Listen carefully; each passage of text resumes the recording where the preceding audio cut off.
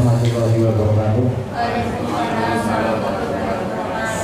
Bapak Ibu yang saya hormati, marilah kita berikan izinnya selalu panjatkan puji syukur kehadirat Allah Subhanahu wa taala. Kalau sampai hari ini kita semuanya masih diberi kenikmatan, yaitu kenikmatan sehat dan kesempatan yang baik ini marilah kita gunakan untuk mencari ilmu karena di pagi hari ini kita kembali lagi akan ngaji bareng bersama Bapak Rizal. Mudah-mudahan ini bermanfaat buat kita semuanya. Bapak Ibu yang saya hormati, sudah terasa bahwa puasa kita di bulan Ramadan ini sudah menginjak hari yang ke-18. Kalau orang bilang itu ya, ini sudah masuk di 10 hari yang kedua, bahkan hampir ketiga. Nah, kesempatan yang baik tentunya Bapak Ibu tahu ya, bahwasanya di akhir-akhir bulan Ramadan itu ada peristiwa yang nanti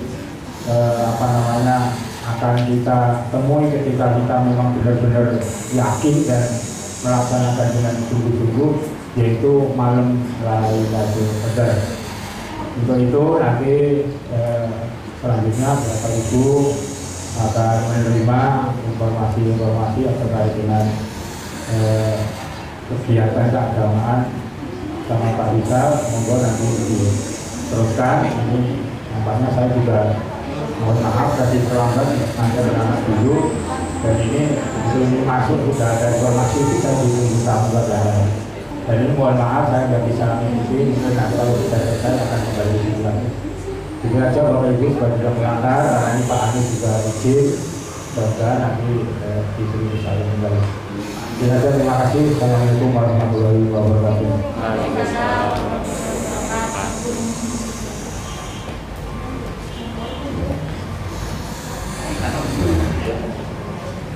Assalamualaikum warahmatullahi wabarakatuh. A'udzu billahi minasyaitonir rajim. Bismillahirrahmanirrahim. Alhamdulilladzi faddala syahra ramadhana bi nuzulil Qur'an wa anzala fit tawrata waz zabura wal injila wal furqan. Asyhadu an la ilaha illallah wahdahu la syarika lah al-madhkur fi kulli lisan wa asyhadu anna sayyidana wa habibana Muhammadan abduhu wa rasuluhu al-marhumatu alaihi wasallam. Allahumma shalli wa sallim wa barik wa karim ala sayyidina wa maulana Muhammad wa ala alihi wa sahbihi wa man tabi'ahum bi ihsan ila yaumil wazan, amma ba'du. Qala Allah ta'ala fi kitabihil karim, a'udzu billahi minasyaitonir rajim. Bismillahirrahmanirrahim. Wa rattilil Qur'ana tartila. Al-ayat. Wa qala Rasulullah sallallahu alaihi wasallam, iqra'ul Qur'ana fa innahu ya'ti yaumal qiyamah syafi'an li ashabi. Al-hadis. Kana qala Rasulullah. Sadaqallahul azim wa sadaqa rasuluna bil habibul karim. Wa nahnu ala dzalika minasyahidina wa syakirin. Tsumma alhamdulillahi rabbil alamin. Yang kami hormati Bapak Kepala Jajaran Kembali, Bapak Koordinator, serta seluruh guru, beserta karyawan, tata usaha, seluruh keluarga besar SIP Gunung Betawi yang tidak dapat disebutkan satu persatu yang berbahagia. Pertama, mari kita sampaikan puji syukur kita kepada Allah Subhanahu wa taala dan ucapan alhamdulillah wa syukurillah atas limpahan nikmat dan karunia yang luar biasa.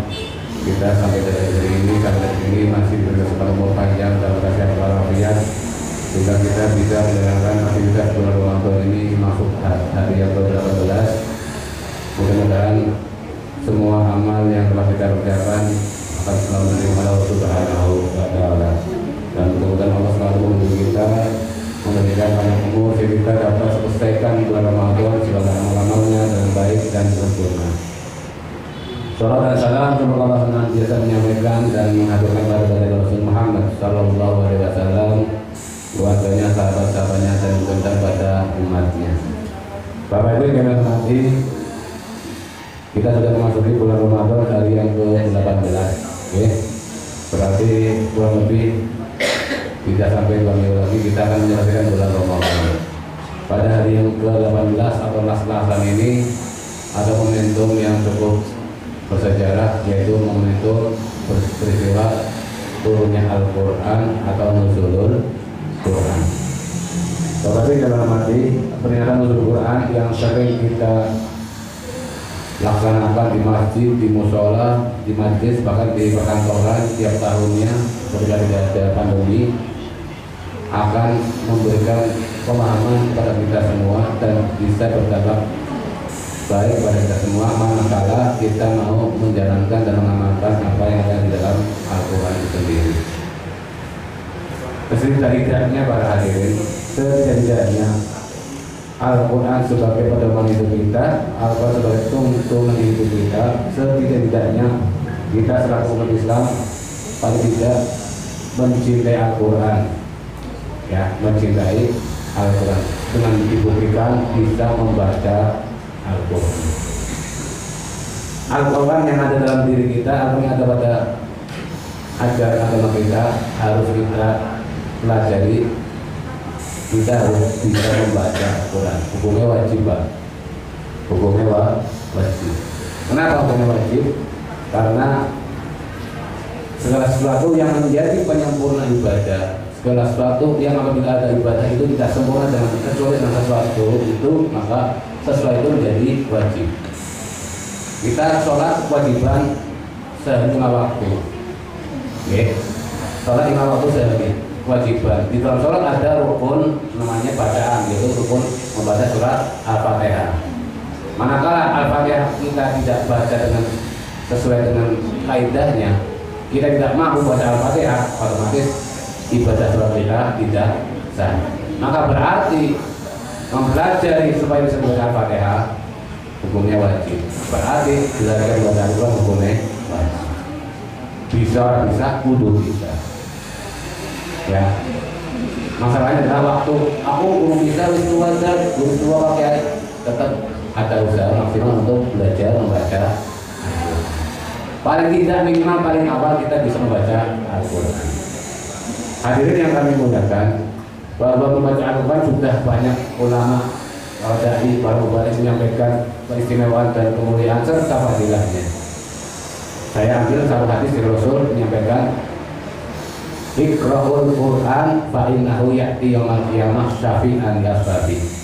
Nabi Muhammad bersabda, bacalah Al-Quran karena sungguhnya Al-Quran besok di hari kiamat akan datang memberikan syafaat kepada orang yang membacanya. Ya, besok Al-Quran yang kita baca akan memberikan syafaat, memberikan pertolongan kepada orang-orang yang istiqomah membaca Al-Quran. Bapak Ibu yang terhormati, membaca Al-Quran baik di waktu sholat maupun di luar sholat itu sama kaidahnya, sama aturannya. Ya. Al-Quran itu kalam Allah, maka kalam Allah itu harus terjaga orisinilnya, kemurniannya, keasliannya, jangan sampai menjadikan bacaan Allah itu berubah makna. Maka orang membaca Al-Quran, Bapak Ibu, mempelajari Al-Quran, orang yang mempelajari Al-Quran itu dibagi jadi 4 kelompok. Kita bisa baca Al-Quran karena ada proses pembelajaran. Proses pembelajaran itu ada dua jalan. Satu belajar dengan cara teori, yang kedua dengan belajar di hadapan guru. Oke. Kenapa ada belajar teori? Bedakan antara teori dengan belajar di hadapan guru. Menurut saya baru. Kalau ilmu yang lain selain Al-Quran tanpa guru pun bisa. Kalau pikirannya cerdas, pikirannya jenius, membaca tekstual atau tidak, orang bisa menguasai apapun. Pokoknya di luar Al-Quran ya. Tapi kalau Al-Quran harus ada bergurunya, harus ada di hadapan guru. Kenapa? Karena kalam Allah itu harus terjaga keasliannya sehingga mempelajarinya itu harus gurunya secara terus menerus atau tasalsul bahasanya, mata rantai gurunya itu tidak akan putus. Jadi kalau ditanya, besok kita ditanya, kamu baca Al-Quran siapa yang mengajar? Siapa yang mengajari? Si A ditanya terus si C, si D, terus sampai berlanjut sampai pada nanti Nabi Muhammad, sampai maka Jibril, sampai datangnya kepada Allah Subhanahu Wa Taala. Itu namanya mata rantai keguruan. Itu dalam Al-Quran harus ada. Namanya sanad Al-Qurannya ada enggak? Kalau ilmu yang lain, hadis boleh atau guru bisa. Fikih tanpa guru bisa. Ilmu apapun tanpa guru bisa. Membaca pikirannya cerdas, ya, atau tidak bisa dibaca. Tapi kalau Al-Quran karena wahyu harus dijaga ke orisinalnya, orisinilnya, ya, keasliannya harus terjaga, mata rantai kesanadan gurunya, ya, urutan-urutan gurunya itu maka harus ada guru. Bapak Ibu yang hormati, dalam mempelajari Al-Quran ada 4 kelompok. Satu berilmu atau teori dan berguru.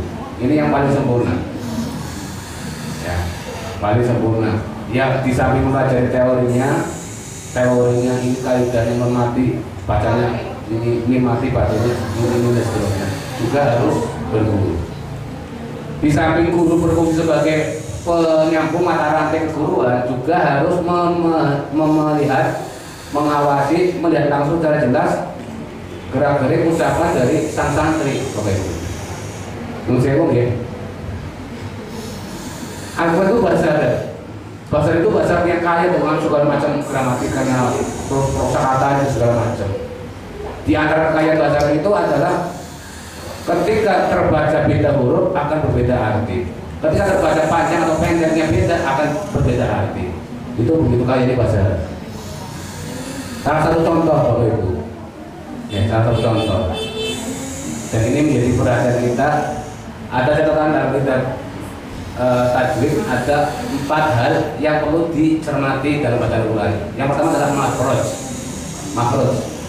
Ini sering orang terpleset dalam kesalahan karena mengeluarkan makhraj huruf itu tidak sesuai dengan tempat keluarnya.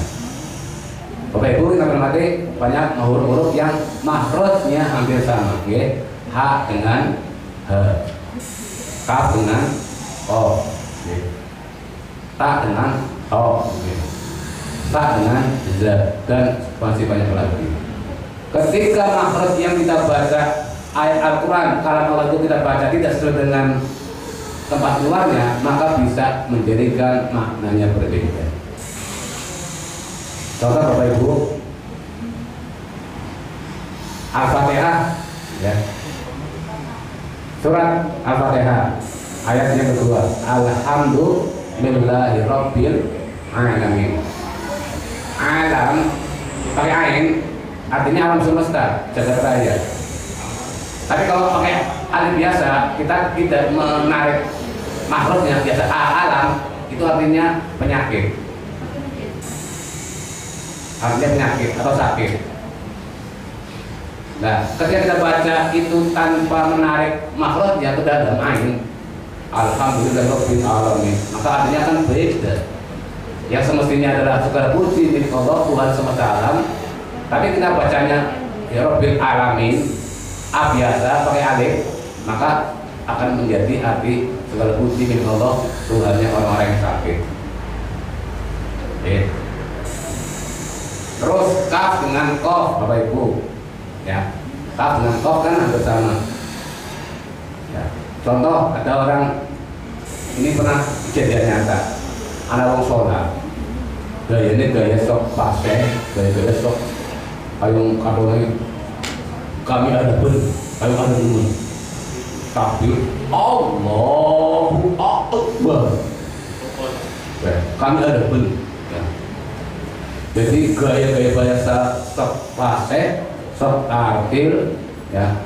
Kalau di dalam buku itu 66 beliau katanya pasal masal, tapi cara bacanya takbir Allahu Akbar.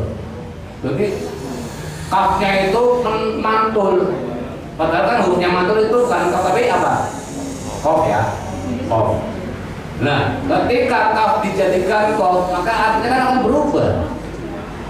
Ketika huruf kaf dijadikan makhluk ini kof, maknanya akan berubah. Yang tadinya Allahu Akbar, Allah Maha Besar, karena kafnya diganti kof, Allahu Akbar, kofnya menjadi baro kubur, Allah tempat kubur. Ya, artinya berbeda. Oke, itu kaf dengan kof. Terus dot dengan lo, Bapak Ibu. Kita baca pada akhir ayat atau akhir surat Al-Fatihah. Walau dot di itu pakainya dot. Oke. Kalau dot dipakai dot itu artinya orang-orang yang tersesat. Tapi kalau menggunakan makhluknya lo itu artinya orang yang berteduh. Maka harus kita bedakan antara makhluk dot dengan lo. Ya. Itu yang hampir mirip. Ada yang ketika orang tidak cermat itu akan terbawa ikutnya makhluknya lo. Walau doli. Padahal yang kami maksud adalah dot, orang-orang yang tersesat. Walau doli. Ini perbedaan seperti itu akan berdampak pada mana? Kita nggak usah jauh-jauh pakai bahasa Arab lah, ya. Kita nggak usah jauh pakai bahasa Arab. Itu jelas kalau Arab memang makhluk beda. Bahasa Jawa aja kalau kita artinya menyampaikannya beda makhluknya, itu akan beda arti. Oke, ini dari Solo Raya, kita nggih.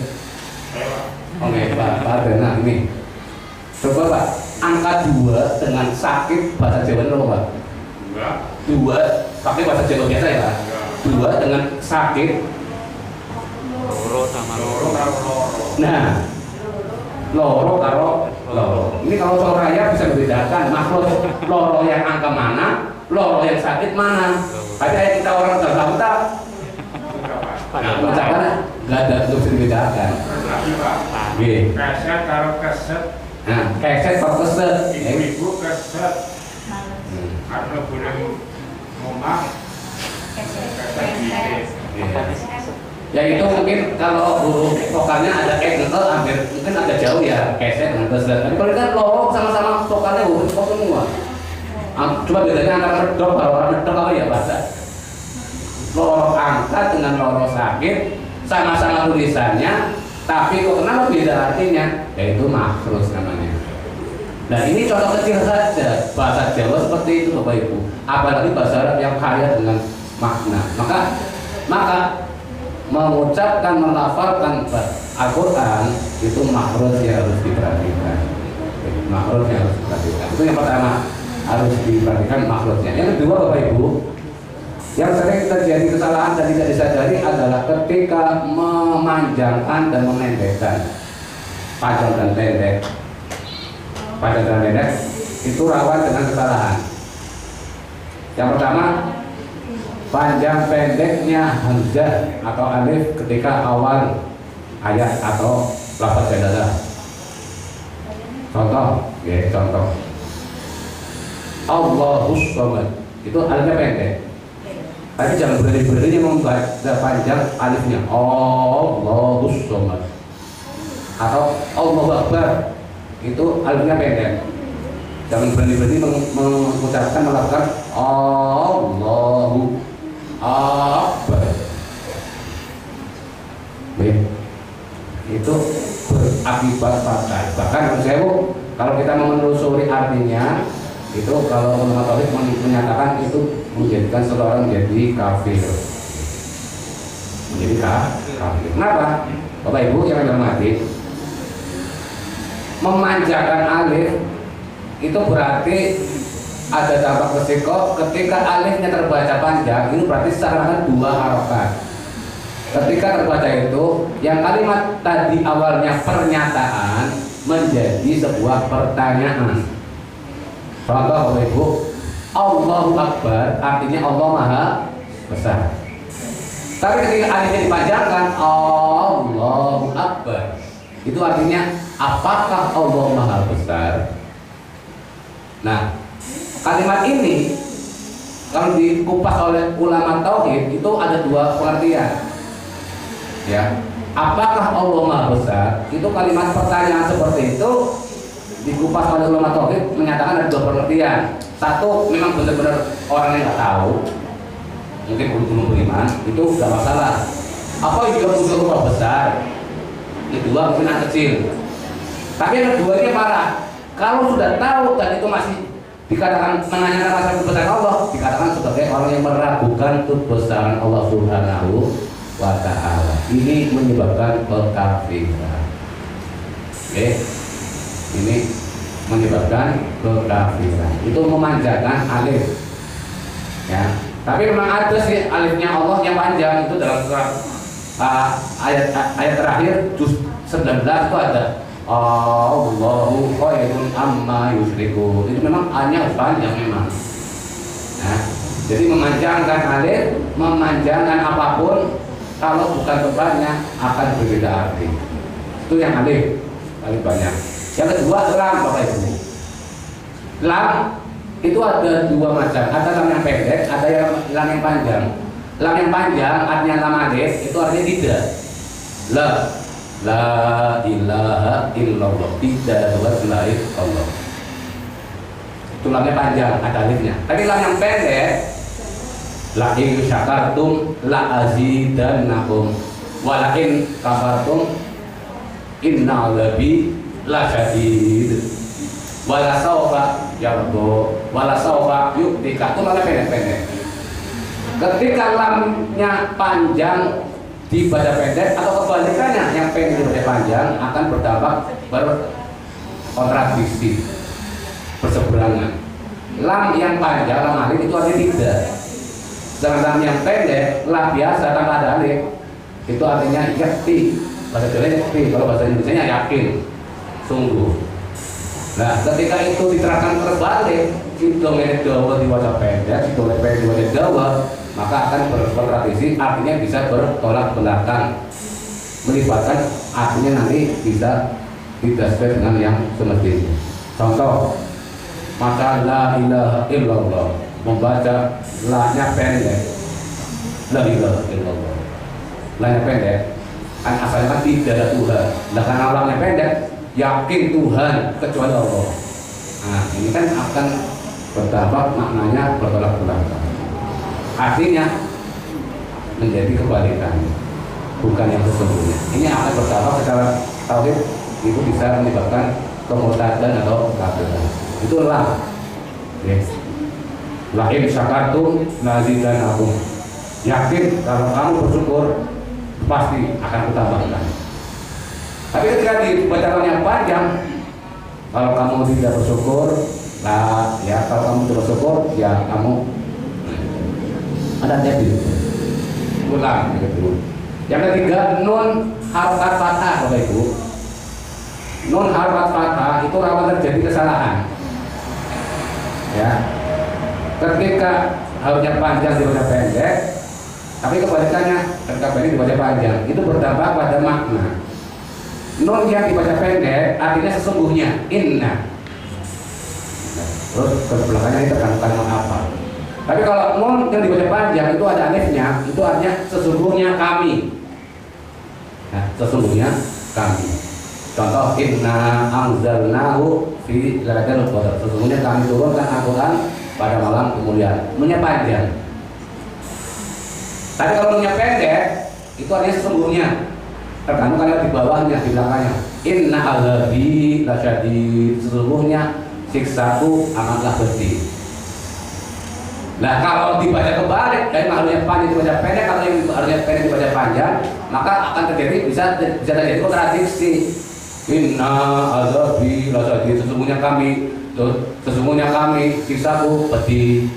Atau inna aqalna, sesungguhnya ya, tidak menambahkan panjang, tidak, akhirnya kalimat itu tidak sesuai dengan makna yang sesungguhnya. Ini yang berakibat makna Al-Quran berubah, yang menyebabkan Al-Quran itu akhirnya dicacati, dilukai oleh orang yang membaca tapi tidak mengetahui kaidah bahasa, kaidah cara membaca yang benar.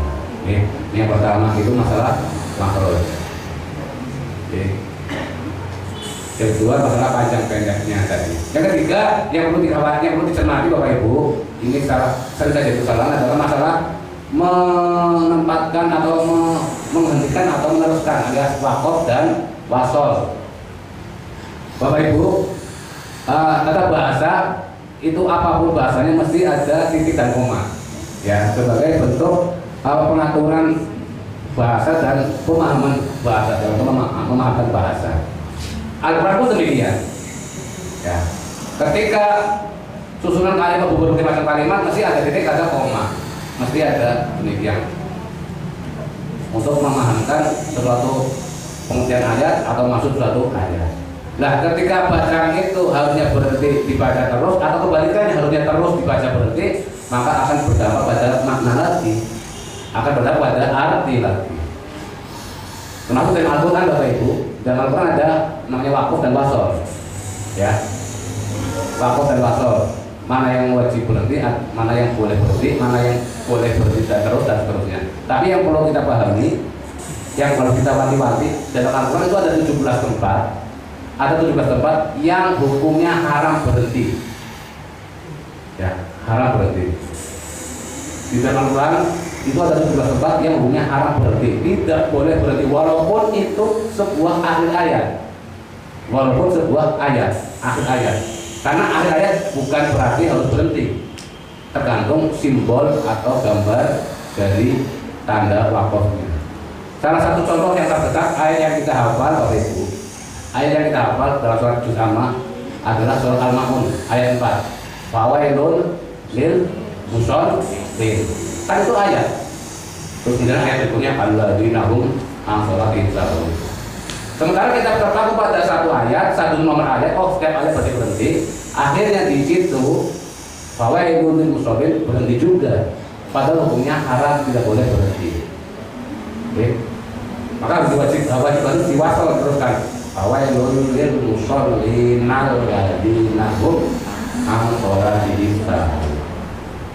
Kenapa di situ diharamkan? Kalau berhenti itu akan menimbulkan arti, menimbulkan salah paham, menimbulkan salah pengertian.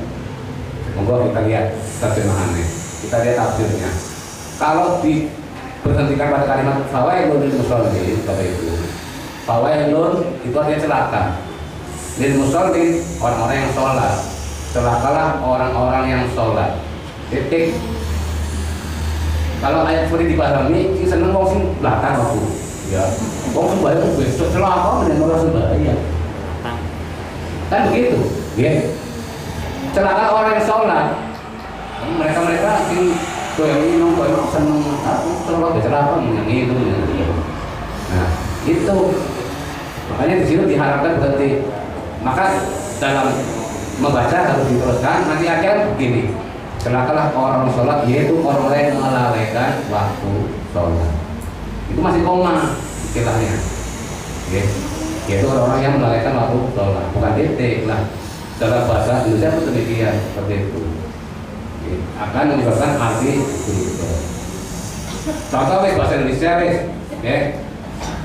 kita mama panjenengan jadi tuan rumah, hajatan, hajatan atau resepsi apa juga yang undang tamu. Apa ulang tahun, apa menghadiri bocah dan seterusnya.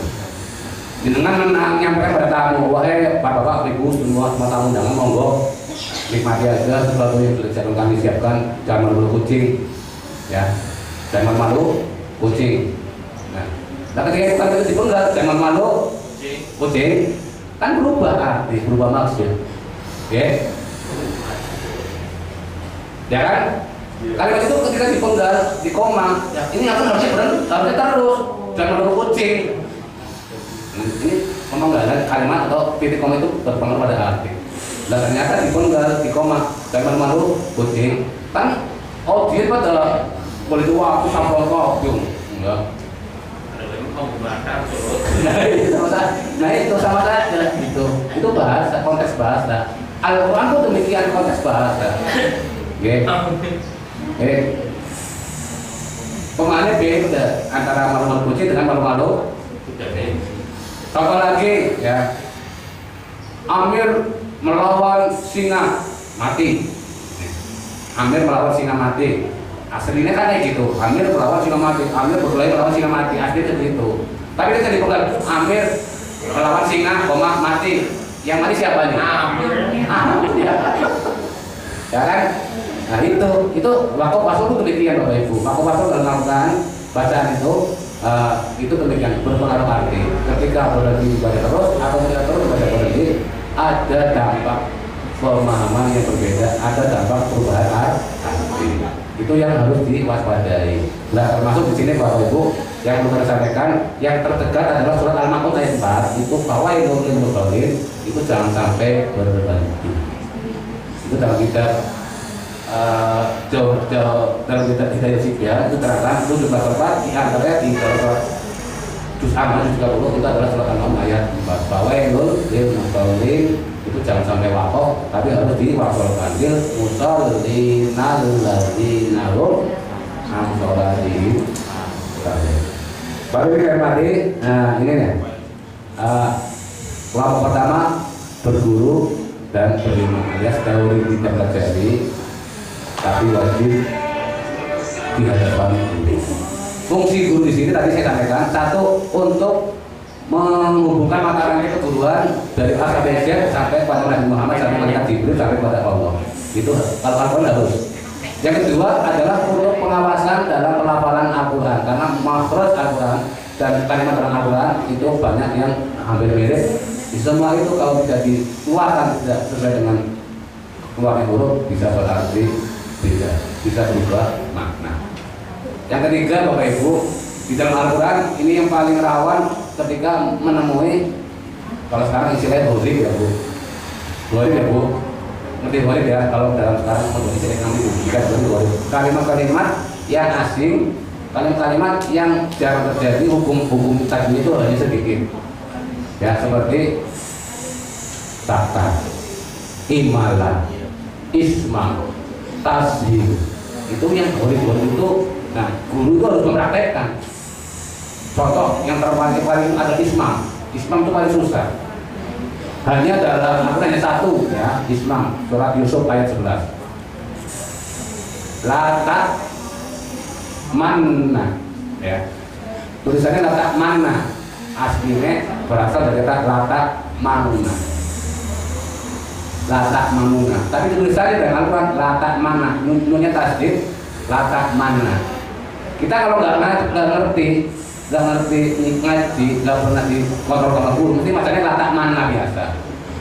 Padahal itu harus dibaca latak mana. Moncong yang mulut itu latak mana, latak mana. Tapi suara yang keluar latak mana, sama isma. Ini yang gurih, yang asing. Ya. Hanya satu dari Al-Quran surat Yusuf ayat 3. Jadi aslinya latak manuna tulisannya nunnya 2 manuna, tapi tertulis dalam Al-Quran nunnya bertasdid latak manuna. Maka di situ suara yang keluar latak mana, suara yang keluar latak mana, tapi mulutnya gerak-geriknya mulut itu adalah latak manuna, latak manuna, latak man. Ini moncongnya nunya moncongnya mulut tapi nggak keluar suara nunya, tapi latak man isma. Yang kedua imalah dari Al-Quran yang satu surat Hud ayat 41. Imalah surat Hud ayat 41 ya. Waqala kabu ya bismillahi majreha wa mursa. Itu harus majreha. Itu pengecualian. Baca imalah miring. Itu punya kasus, punya peristiwa, punya sejarah. Kenapa kok miring pas majreha? Ayat itu kenapa dibaca majreha enggak majroha? Itu sejarahnya karena Nabi Adam, Nabi Nuh ketika mengajak putranya Kan'an untuk bergabung mengikuti perahunya karena akan ada banjir bandang.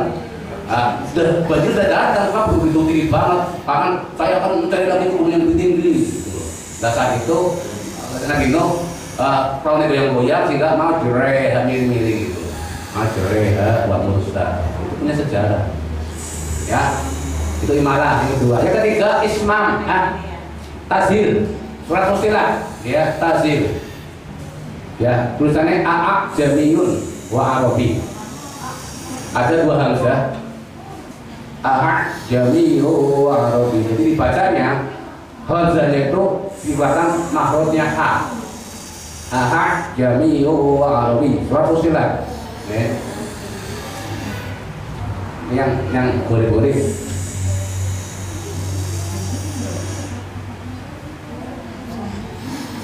Sudah ketemu Bu?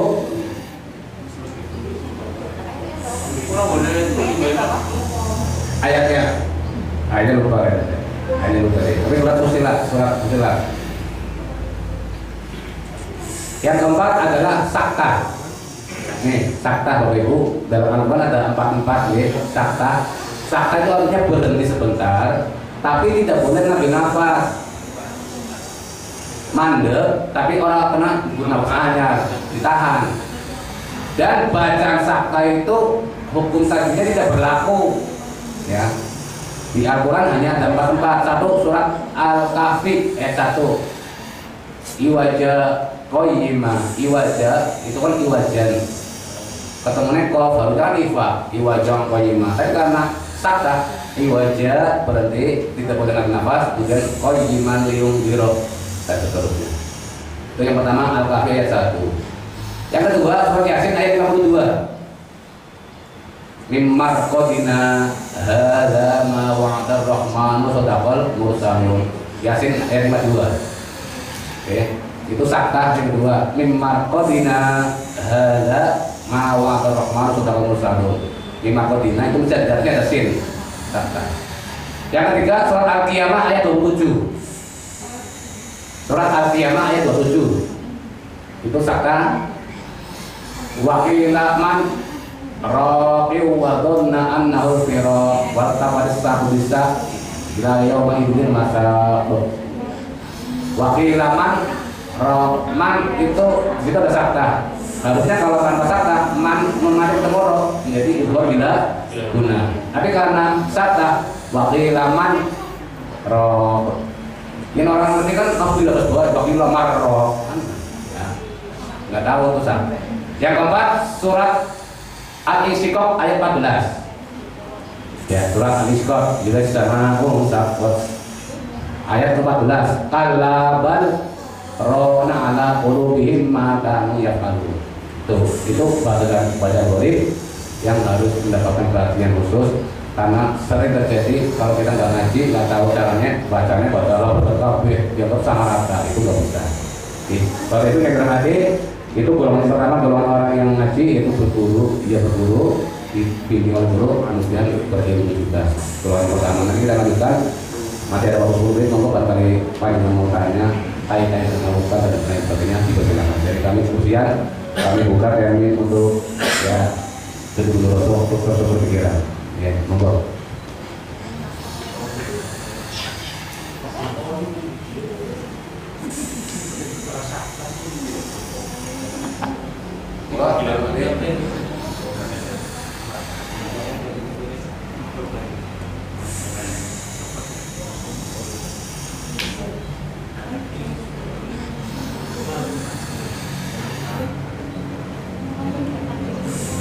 Yang pendeknya tuh apa?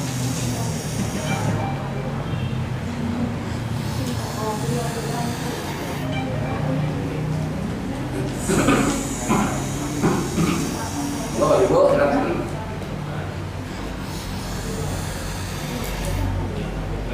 Ibu mau kopi? Mau nanya? Materinya berapa? Oh iya, perhatikan. Iya. Ini maksudnya momentumnya menuju Quran, jadi ya, nanti dia nggak boleh. Nanti ke PS jaringan.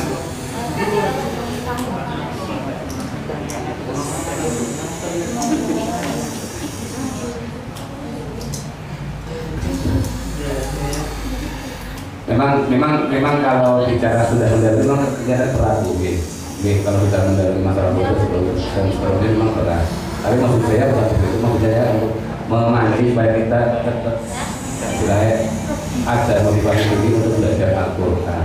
Ya, tidak akan terlambat dalam pembelajaran, apalagi Al-Quran ya sebagai bekal untuk kesempurnaan ibadah juga, bekal untuk kita semua. semua ya. Jadi maksud saya untuk memotivasi panjenengan semua, ibu boleh sih kurang makan. Ya memang kita kalau sudah menjalani ilmu seperti minum air laut, semakin kita mengkaji semakin kita merasa kurang. Kalau kurang, karena sebenarnya memang ya ilmu sudah luas. Itu kaitannya dengan ini kajian-kajian tajwid yang memang itu terlalu melebar ya. Tapi memang Bapak Ibu itu yang sering terjadi, kesalahan dalam baca Al-Quran sering terjadi baik di dalam sholat maupun di luar sholat adalah yang paling rawan, paling umum adalah makhraj ya, makhraj keluarnya huruf. Ini menurut saya Bu, yang artinya paling tidak kita karena Al-Fatihah sebagai rukun sholat, paling tidak kita mau pilih Al-Fatihah bebas lah. Yang penting kita mau belajar Al-Fatihah benar-benar sesuai kalau tajwidnya, kaidah, huruf makhraj dan seterusnya. Kalau ya, karena itu bukan ibadah setiap hari yang rutin. Dan itu hukumnya wajib karena kita mempunyai kewajiban yang harus disempurnakan dengan Fatihah itu, maka belajar Al-Fatihah wajib. Itu yang sering terjadi kesalahan Al-Fatihah itu adalah makhraj dot dengan huruf. Walau tapi macamnya walau gitu. Terus kadang saya alhamdulillah ya suaranya itu pas banget. Ain itu dibaca alif. Kalau saya mengalami gimana? Nah, ain ya. Ain jadi mengalami gitu. Iya. Memang kita sudah sering mendengar itu. Dan memang saya beneran teman mas saya itu orang Sukaraja. Daerah Pulau sana ya? Iya, pokoknya dari Banyumas ya. Memang kalau melafalkan makhraj ain itu ngain, ya dia. Ya bagian besarnya iya. Ngalamin. Kebetulan pada masa itu orang Sukaraja, guru agama SMA negeri. Itu pun demikian. Pak coba, saya pernah guru saya curhat lah. Kalau baca kalau mobil, Pak coba dirofil air, memang dipaksakan itu berapa? Jadi sudah terlanjur ke bawah kelebihan rofil gitu langsung ya. Kalau sudah demikian adanya, memang tidak disalahkan. Memang posisi tekstur ininya, tekstur apa tenggorokannya memang tidak bisa diarahkan ke situ. Tapi kan mendekati, terus sudah mendekati. Cuma kebablasan loh, Robil langsung Yang semestinya kan Robil gitu ya. Robil demi. Tapi ini istilahnya kelewatan kebablasan Robil langsung Robil demi.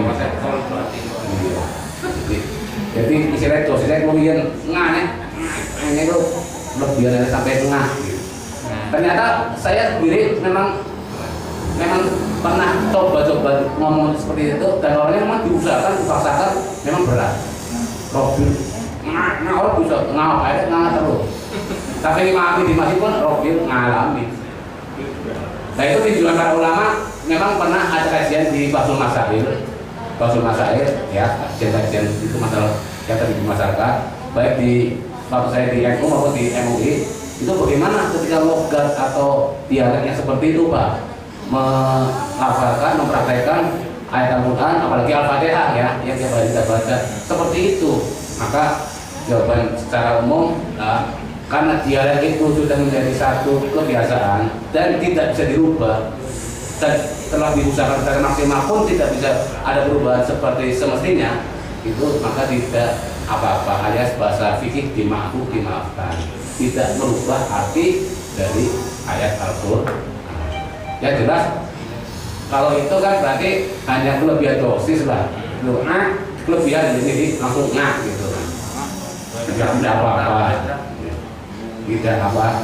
Jakarta pun seperti itu ya Pak. Jakarta kebanyakan makanya jim daripada zat. Iya, banyak kan begitu. Banyak kan lafal the itu berat mereka, tapi jim itu ada abing gitu kan. Iya. Ada ajim di sana. Iya, adim, ada ajim, sini ajim ada juga adim. Jadi zatnya itu atau dognya itu kurang. Itu tadi sudah ya. Jadi makhluk itu kita perlu lebih cermat, terutama dalam bacaan Quran Al-Fatihah. Karena itu bekal yang kita praktekkan, kita baca, maka harus lebih teliti lagi. Oke. Yang kedua masalah panjang dan pendek itu juga menjadi perhatian. Panjang dan pendek satu huruf atau suatu ayat itu akan bisa berdampak pada makna. Oke. Panjang pendeknya huruf. Tadi sudah contohkan. Oke. Jangan berani-beraninya memanjangkan alifnya lafaz Allah. Itu yang paling saya wanti-wanti. Lafaz Allah dimanapun itu jangan dipanjangkan alifnya. Allahu Samad, Allahu Akbar. Alifnya dipanjangkan jangan sampai. Kecuali di dalam surat akhir juz 19 itu ada ayat Allahu khairun amma yusyrikun. Hanya satu. Tapi di luar itu jangan berani-beraninya memanjangkan Allahu Akbar, Allahu Samad. Itu akan berakibat fatal. Karena apa? Karena yang tadinya pernyataan menjadi pertanyaan. Allah Maha Besar, itu kan pernyataan. Ketika dipanjangkan menjadi apakah Allah Maha Besar, jadi pernyataan. Tinjauan ulama tauhid itu ada dua kemungkinan. Satu memang orang ngerti, ya seperti yang kecil lah belum balik apa yang betul mau besar itu pantas, atau orang yang baru awal iman orang malam. Tapi kalau yang sudah beriman menyatakan kalimat itu, mengatakan kalimat itu dikatakan kafir karena sudah meragukan kebesaran Allah. Apakah Allah Maha Besar? Dan meragukan, ada nilai meragukan bagi orang yang sudah beriman. Tapi yang anggapin atau awal-awal iman itu masih dimakfu. Kenapa? Karena masih belum tahu persis artinya dan belum sejauh ketauhidannya. Kalau ini menghormati saya syukur waktu jam 9 ini ditunggu ya, nggak ada yang bertanya. Lalu Bu, ya nanti kalau kurang lagi kan saya di kantor bagaimana silakan saya terbuka. Intinya ini sebenarnya hanya sebagai kita mengingatkan bahwa kita semua punya tanggung jawab yang sama, yaitu belajar supaya Al-Fatihah kita benar-benar sesuai dengan baik. Karena ibadah sholat kita tidak sah kalau tanpa Fatihah yang sah. Ini yang memotivasi kita untuk selalu berusaha ngaji, utamanya yang paling dasar itu adalah mempelajari Al-Fatihah yang baik-baiknya sesuai dengan baik. Demikian kurang dan lebihnya maaf. Terima kasih atas perhatiannya. Kami tutup dengan baca salam. Assalamualaikum warahmatullahi wabarakatuh. Waalaikumsalam.